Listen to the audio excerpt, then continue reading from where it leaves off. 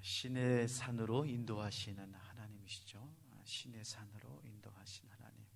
가나안 땅으로 인도하지 않고 하나님께서 이스라엘 백성들을 3개월 동안이나 광야에서 인도하심으로 신의 광야, 신의 산으로 인도하셔서 우리가 배운 것처럼 하나님의 영광을 보여주시죠. 빽빽한 구름과 염기와 불 가운데서 임하시는 그 어미하시고도 영광스러운 하나님의 모습. 정말 하나님이 이스라엘 백성들 눈앞에서 보이는 그 엄청난 경험을 하는 그 모습을 보여주고 있습니다. 두 번째로는 하나님께서 그 영광스러운 모습 가운데서 너희는 나의 소유다. 너희는 나의 소유다. 너희를 제사장 나라로 삼을 것이요 거룩한 백성이 될 것이다. 이렇게 말씀을 하고 있습니다. 이 말씀은 베드로전서 2장 9절 말씀에 보면 베드로가 교회를 향해서 너희는 거룩한 나라요 소유된 백성이요 하나님께 제사장이다. 이렇게 왕같은 제사장으로 이렇게 설명하는 것처럼 이제부터는 이스라엘이 어느 민족이나 어떠한 사람에 의해서 노예로 종으로 살아가는 것이 아니라 오직 살아계신 하나님의 소유권으로서 선택된 백성으로서 특별히 하나님께 예배드리는 제사장 나라의 삶을 살아가는 그런 아름다운 모습을 우리들에게 보여주고 있죠. 마지막으로 언약을 하나님께서 말씀하시기 위해서 이스라엘 백성들을 신의 산으로 인도하시는 것입니다. 이것을 이제 신의 산 언약이다. 신의 산 언약이다. 계약, 규례, 법례 이렇게 해서 이제는 이스라엘 백성들이 하나님과 언약 관계를 하고 하는, 즉 법적인 관계로서 하나님과 하나 되는 그 엄청난 일들을 경험하게 됩니다. 그 계명 중에서 오늘 말씀해 보면 10계명이 나오고 있습니다. 10계명, 10가지 계명이란 말이죠. 10가지 법칙, 10가지 이런 그 언약과 법적인 관계를 말하고 있는 것입니다. 자, 이게 무슨 말이냐면은 이제부터는 하나님이 말씀하시고 하나님이 명령하시고 하나님께서 언약하시면 이스라엘 백성들이 그 하나님의 말씀, 하나님의 명령을 매일 들을 수 있는 게 아니지 않습니까? 무슨 말이냐면 매일 하나님께서 나타나셔가지고는 이스라엘 백성들에게 이렇게 해라, 저렇게 해라, 이 길로 가라, 저 길로 가라 그렇게 하지 않습니다. 하나님께서 무엇을 주셨습니까? 하나님의 뜻과 하나님의 계획과 하나님의 비전을 10계명에 담아놓으신 거예요. 10계명. 그래서 이 10계명을 읽을 때마다, 들을 때마다, 준행할 때마다 이스라엘 백성들은 하나님의 언약, 하나님의 비전, 하나님의 임재를 어떻게 하는 겁니까? 경험하는 것입니다. 이게 대단히 중요합니다. 무슨 말이냐면은 가끔 그런 분들이 계세요. 하나님이 직접 오셔가지고 하나님이 꿈이든지 환상이든지 실지든지 직접 오셔서 기웅아 이렇게 해라, 저렇게 해라, 이 길로 가라 하면 정말 좋을 텐데 한 번도 하나님은 제 인생에 나타난 적이 없다고, 한 번도 꿈속에서도 하나님을 본 적이 없다고. 그래서 소원이 뭐냐면은 한 번이라도 죽기 전에 하나님 만나고 하나님 보고 정말 그렇게 했으면 좋겠다고. 그 말을 들을 때마다 너무나 귀합니다. 그렇게 말씀하시는 분을 볼 때마다 너무나 존경스럽고 너무나 사랑스러워요. 왜냐하면 예수를 믿으면, 신앙이 들어오면 그런 소원이 있거든요. 하나님을 만나고 싶고 하나님을 보고 싶고 하나님을 경험하고 싶은 간절한 소망이 있습니다. 하나님께서 그러한 소망 가운데 하나님께서 임재해 주시고 이루어 주실 줄로 믿습니다. 그러나 더 귀한 건 뭐냐면은 이미 하나님께서 이 말씀을 통해서, 계명을 통해서 날마다 우리와 함께 하신다는 것입니다. 그게 믿음이에요. 우리가 눈으로 볼 수는 없지만은, 우리가 손으로 만질 수는 없지만은 이미 하나님께서 계명과 말씀과 언약을 통해서 우리에게 날마다 찾아오시고 날마다 보여주시고 날마다 들려주시고 날마다 깨우쳐주시고 날마다 경험하시는 사랑의 하나님이신 줄로 믿습니다. 여러분, 이미 우리는 날마다 살아계신 하나님과 동행하고 말씀 가운데 하나님의 임재를 경험하고 있는 줄로 믿습니다. 그래도 보고 싶죠? 사람의 마음이 그러는 거예요. 사람의 마음. 저도 그렇습니다. 저도 그러는데, 말씀을 읽을 때마다, 말씀을 묵상할 때마다, 오늘 아침에도 이 말씀을 이렇게 묵상하고, 요즘에 이제 신약 성경 말씀을 읽기 때문에 지금 야고보서, 베드로 전서를 지금 읽고 있는데 너무나 귀한 거예요. 꿀송이처럼 달고, 정말 하나님께서 저를 만져주시는 것 같은 그런 경험들을 할 때가 있는데, 오늘 말씀을 통해서 또 여러분이 개인적으로 말씀을 묵상하시면서 살아계신 하나님을 만나는 그런 축복의 시간들이 되었으면 좋겠습니다. 자, 1절 2절 말씀 보겠습니다.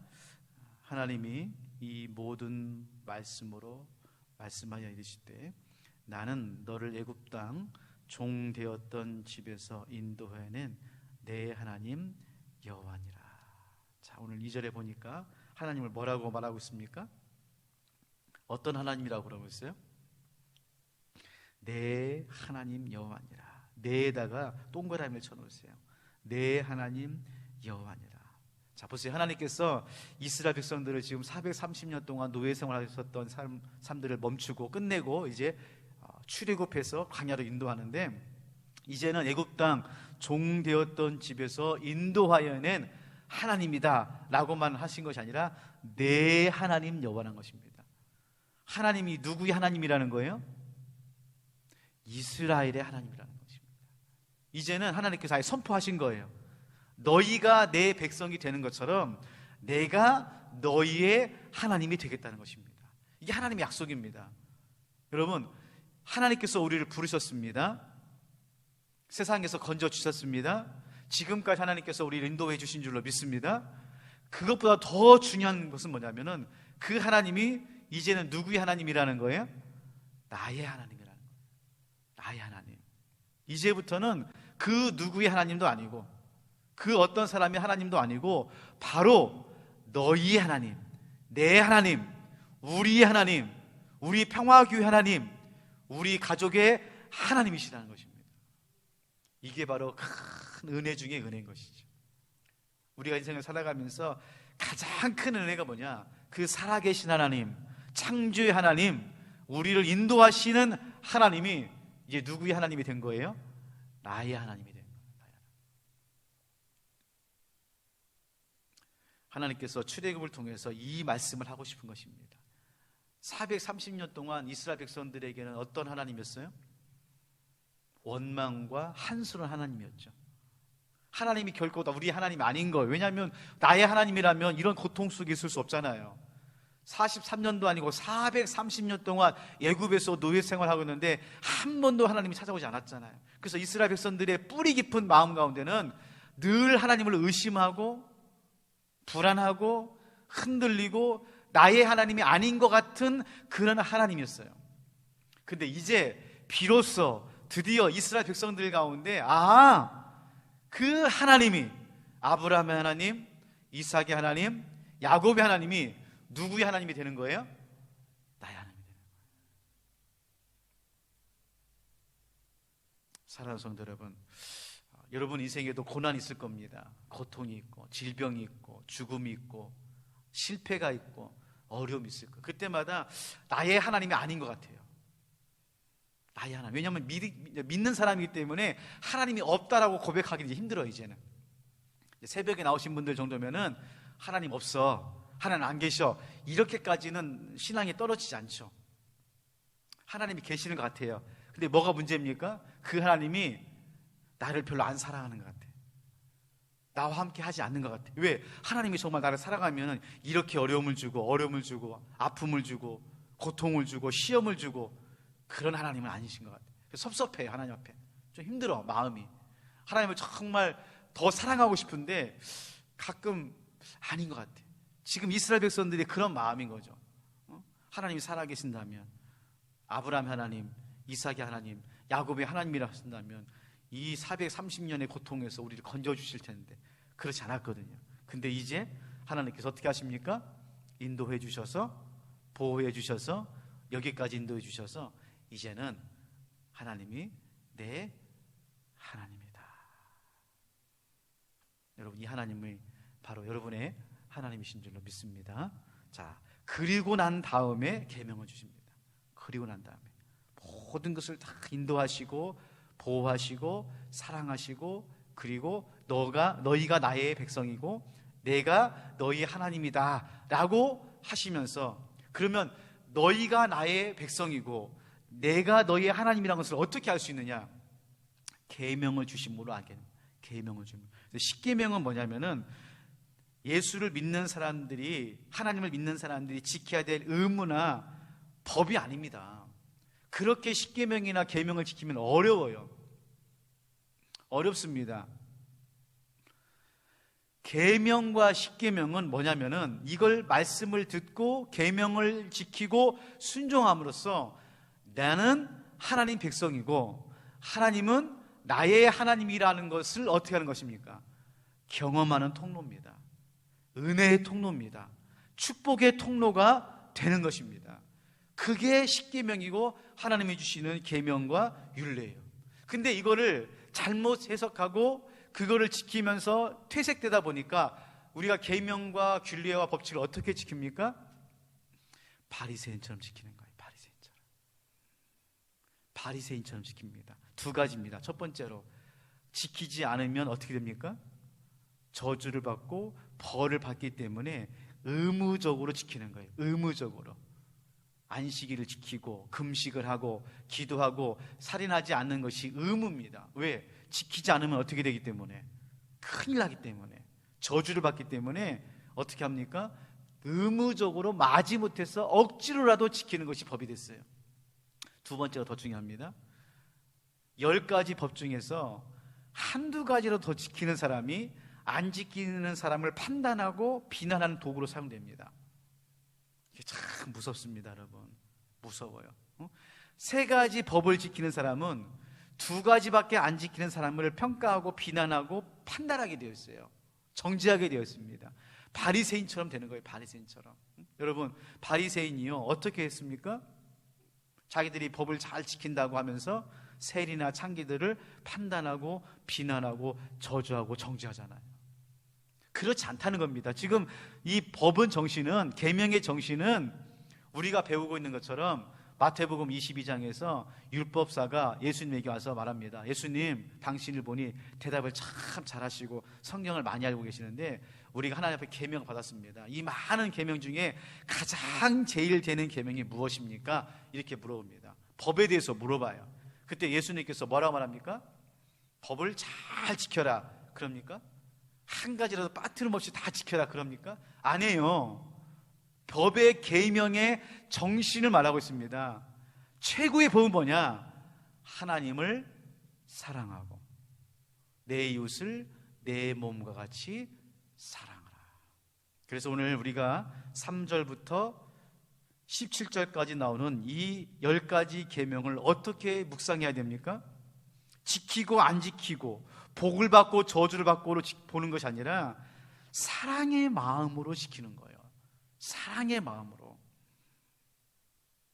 사랑의 법으로 이 말씀을 묵상해야 되는 거예요. 그러면 이 말씀이, 이 계명이 어려운 것이 아니라, 물론 쉽다고 말할 수는 없지만은 우리가 이 말씀을 통해서, 계명을 통해서 하나님의 사랑을 경험하게 되는 것입니다.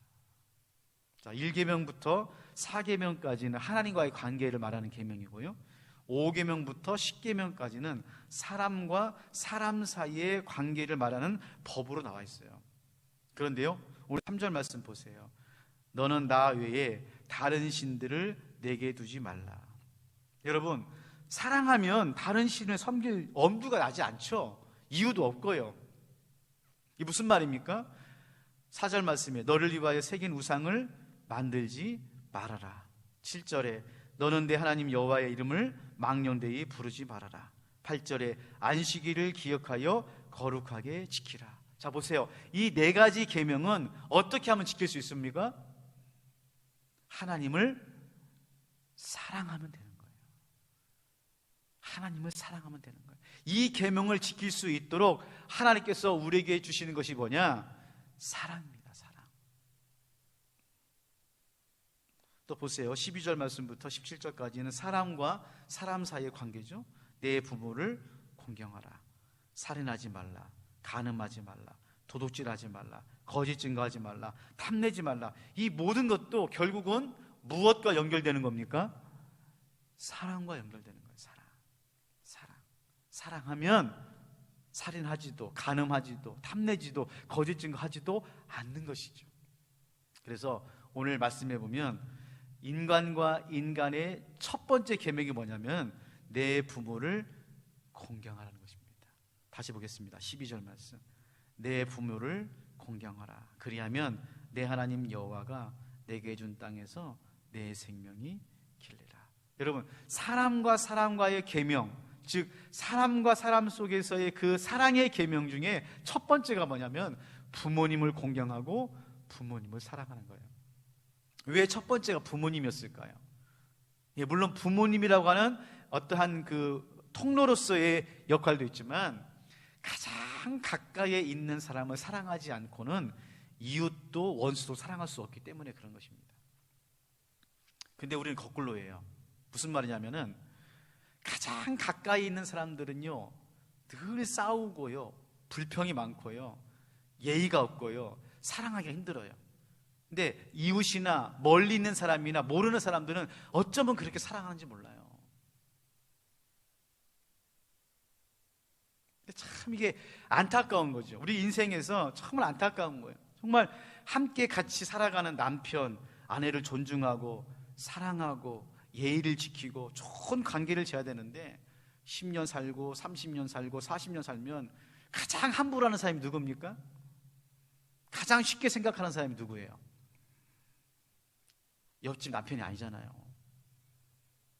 교회도 마찬가지입니다. 교회도요 10년, 20년, 30년 다니면 정말 교회를 사랑하고 더 아끼고 더 존중하고 더 정말 귀하게 여겨야 되는데 적지 않은 사람들이 처음에 다닐 때는 참 귀하게 생각하고 정말 감사하게 생각하는데 10년 지나고 30년 지나면 자기가 다니는 교회를요 자기가 욕하고 있어요. 다른 교회가 좋대. 다른 교회가 항상 다른 교회를 비교해가지고 자기 교회를 욕해요. 온누리 교회는, 사랑의 교회는. 그러면서 내가 다니는 교회는 뭐가 부족하고 뭐가 잘못됐고 뭐가 틀렸고. 이게 바꿔줘야 되지 않습니까? 거꾸로 되지 않아야 돼요? 내가 살아가는 남편 30년, 40년 살수록 더 귀하고 더 사랑스럽고 더 존경스럽고, 내가 다니는 교회 1년 전보다 5년 전보다 지금이 더 귀하고 더 감사하고 더 사랑스럽고. 어찌 부모도 공경하지 못하면서 이웃을, 모르는 사람들을 사랑할 수 있습니까? 그래서 우리나라에도 수신제가 치고 평천하라는 말이 있어요. 수신제가 치고 평천하라. 자기 몸 하나, 자기 가정 하나 간수하지 못하면서 밖에 나가서 다 나라를 살린다고 하는 것은 다 헛된다는 거예요.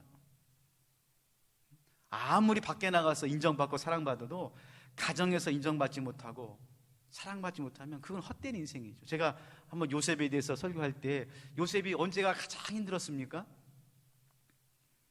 요셉의 인생에서 언제가 가장 힘들었어요? 예, 물론 형에게 팔려갈 때도 힘들었고 감옥에 갈 때도 힘들었고 애굽에 나가서 종살할 때도 힘들었지만 언제가 제일 힘들었느냐? 애굽의 총리가 됐을 때예요. 애굽의 총리가 됐을 때. 무슨 말입니까? 애굽의 총리가 됐는데 자랑할 사람이 없어요. 함께 나눌 사람이 없어. 이것처럼 힘든 게 없습니다, 여러분. 우리 딸내미가 어느 날 막 들고 막 한 장 들고 막 저를 왔어요. 막 흔들면서. 뭘까요? 받아쓰기 100점 맞았다고. 받아쓰기 100점 맞았다고 막 학교에서 달려와가지고 저한테 자랑하는 거예요. 아빠 보라고. 받아쓰기 100점 맞았다고. 사람은요 그게 있거든요. 어떤 일이 있을 때 뭘 나눠야 되거든요. 근데 요셉이요 애굽의 총리가 됐는데 나눌 사람이 없는 거예요. 자기가 정말 마음을 터놓고 아빠, 형들, 여보 뭔가 좀 해야 되는데 없는 거예요. 여러분, 왜 우리가 옆에 있는 사람은 사랑해야 될까요? 같이 있는 사람들을 왜 사랑해야 될까요? 그거예요. 내가 힘들고 어렵고 고통스러울 때 함께 울어줄 사람, 함께 아파해줄 사람, 함께 내 손을 잡아줄 사람이 필요한 거고요. 내가 기쁠 때, 내가 자랑하고 싶을 때, 내가 인정받고 싶을 때, 내 옆에 있는 사람이 잘했다고, 수고했다고 부러운 눈빛으로 나를 바라보고 함께 기뻐하는 것을 보는 것이 그게 인생의 삶의 행복이거든요. 사랑하는 성도 여러분, 오늘 우리가 이 계명을 보면서 무겁다, 어떻게 이걸 다 지키느냐. 예, 물론 맞습니다. 법이라는 것은 어려운 거고 무거운 거고 다 지킬 수가 없어요. 그러나 하나님께서 왜 우리에게 이 말씀을 주셨고 이 계명을 주셨는지를 한번 생각해 보십시오. 힘들게 하려고? 어렵게 하려고? 법을 안 지켜서 죄책감 속에 살으라고 하나님께서 이 계명을 주셨나요? 아니라니까요. 다시 처음으로 돌아오겠습니다. 이스라엘 백성들이 하나님의 백성이 되었고 하나님이 이스라엘 백성의 하나님이 되었어요. 그 사랑의 관계를 잘 이뤄가기 위해서 주신 게 뭐라고요? 그게 말씀이고 계명이고 법이라니까요. 사랑하는 성도 여러분, 우리도 마찬가지입니다. 하나님께서 우리 하나님이 되고 우리가 하나님의 자녀로서의 삶을 살아가고 있어요. 그때 우리는 기적을 주시면 하나님을 보고 문제를 풀어주시면 나의 하나님이고 그렇게 생각하지만 하나님은 그렇지 않아요. 물론 우리에게 기적도 주시고 은혜 주시지만은 늘 일생 가운데서 평범한 삶 가운데서 하나님과의 사랑의 좋은 관계를 맺기 위해서 우리에게 주신 것이 뭐예요? 말씀입니다. 말씀. 그래서요, 결론적으로 하나님 만나고 싶습니까? 말씀을 펴서 읽으세요. 하나님의 기적을 경험하고 싶으세요? 말씀을 묵상하세요. 하나님을 날마다 보고 싶으세요? 말씀을 읽으세요. 그거밖에 없습니다. 말씀을 펴는 순간 여러분의 인생에 기적이 시작이 되는 거예요. 말씀을 읽으셔야 됩니다. 말씀을 읽으셔야 돼요. 하여튼 이를 악물고라도 하루에 한 절이라도, 하루에 한 장이라도 말씀을 읽으셔야 돼요.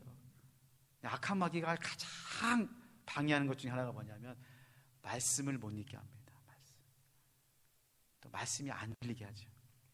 참 이게 참 안타까운 건데 오늘 새벽에 나오셔서 오늘 말씀 가운데 있는 우리 사랑하는 성도님 여러분, 오늘 하루 말씀으로 승리하시기를 주님의 이름으로 축원합니다.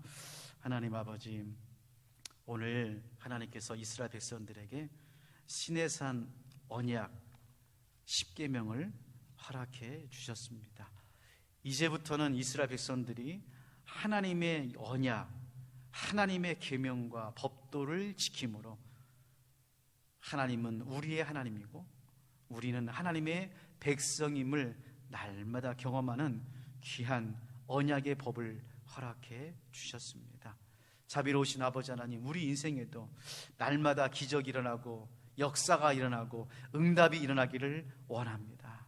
그러나 하나님께서 기적보다 이적보다 능력보다 더 귀한 하나님의 말씀과 하나님의 계명과 하나님의 언약을 우리에게도 허락해 주시니 감사를 드립니다. 바라기는 우리 사랑하는 성도님들 하루에 한 절이라도 말씀을 펴서 말씀을 읽고 말씀을 묵상하는 복된 삶을 살아갈 수 있도록 하나님 도와주시고 인도하여 주시옵소서. 말씀을 묵상하는 것이 습관이 되게 하여 주시고 말씀을 읽지 않고는 아버지 하나님 하루를 살아갈 수 없는 결단을 하나님께서 허락하여 주시옵소서. 한 주간 하나님의 은혜로 살았습니다. 코로나의 이 어려움 속에서도 우리 사랑하는 성도님들 안전하게 건강하게 보호해 주시니 감사를 드립니다. 오는 주일도 살아계신 하나님께 예배하기를 원합니다. 아버지 하나님, 교회 현장에서 대면 예배를, 각 가정에서 비대면 예배를 드릴 때 아버지 하나님 시내산에서 임했던 하나님의 영광스러운 임재를 경험하는 귀한 주일 복된 예배 되게 하여 주시옵소서.